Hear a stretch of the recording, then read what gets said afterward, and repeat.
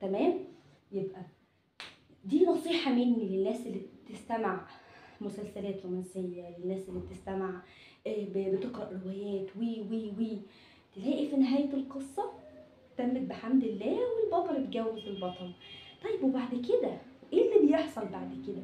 هم ما قالكش اللي بيحصل، حتى لو هم عملوا جزء تاني وتالت والاوفر اللي هم بيعملوه ده مش الحقيقة. هم بيعملوا لك حاجات انت تستمعها وتنجذب ليها عشان يفصلوك عن الواقع. تمام؟ زي ما نسمع ان نسبة الطلاق زادت كتير قوي بسبب انتشار مسلسل تركي بدون ذكر اسمه. تمام؟ طيب نيجي بقى نقول ليه الفيميل اكثر او ايه، سبحان الله، ليه الفيميل اقل، مش هنقول حكمة، هي فعلا نقصت عقل ودين، ولكن ليه برضو؟ ليه؟ اولا سبحان الله لان الاموشن عندها هو اللي غالب. انا كل الكلام اللي بقول ما بقولش ان الاموشن وحشة خالص، انا بقول ان الاموشن دي ما تدلهاش السيطرة. ليه؟ لان هي ممكن تسوقك لسلوك ما يرضيش ربنا، ممكن تسوقك لسلوك ما ينفعش مع المجتمع اللي احنا فيه وهيطلعك بخسائر، وليه ربنا عطلنا عقل نفكر بيه. طيب الاموشن سبحان الله في الفيميل بتبقى زايده شويه عن مين؟ عن الميل، وده ربنا ليه حكمه فيه.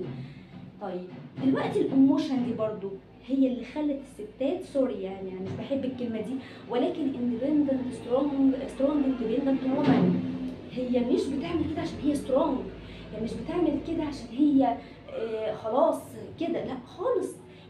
كل فعل هي بينتج عنها بيبقى نابع من اموشن وراه. طيب نلاقي مثلا السيده زليخه لما عملت في سيدنا يوسف كيد، اللي هي كادت، وطبعا اجتمعت مع النساء وقالت لهم ادخلوا علينا عشان يشوفوا قد ايه تاثيره عليها وعلى النساء حواليها. طيب عملت ايه لما سيدنا يوسف رفض؟ دخلته السجن، صح؟ شوفوا الكيد، ان كيدهن عظيم. ده برضو بسبب ايه؟ مشاعر. هي لو عملت كوجنيشن كانت قالت احفظ كرامه زوجي واحفظ كرامتي، انما هي لا، مشت ورا الاموشن بتاعتها. هل كل الستات كده؟ لا طبعا مش كلهم. نيجي مثلا عند مين؟ وليكن شجره الدر، لما كنا نسمع ان نجم الدين ايوب لما توفى هي عملت ايه؟ عملت كنترول، عملت دومين لمين؟ للكوجنيشن، خبت وفاته، خبر وفاته، وراحت عملت ايه؟ قادت الدنيا من وراه لحد ما الجيش يكسب وترجع تنشر الخبر.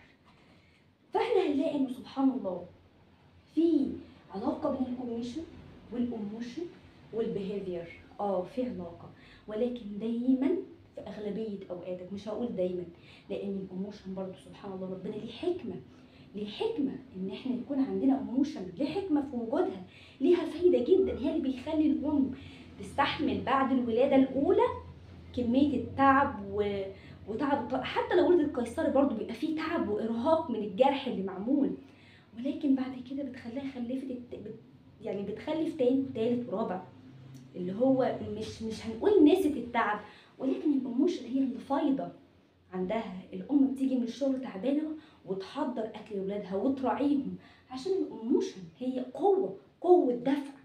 طيب اخر حاجه بقى، ليه الحب الاول زي ما بنسمع بيقول لك الحب الاول لا ينسى، ما بيتنساش؟ هو مش حته ما بيتنساش، هي الفكره في التاثير بتاعه.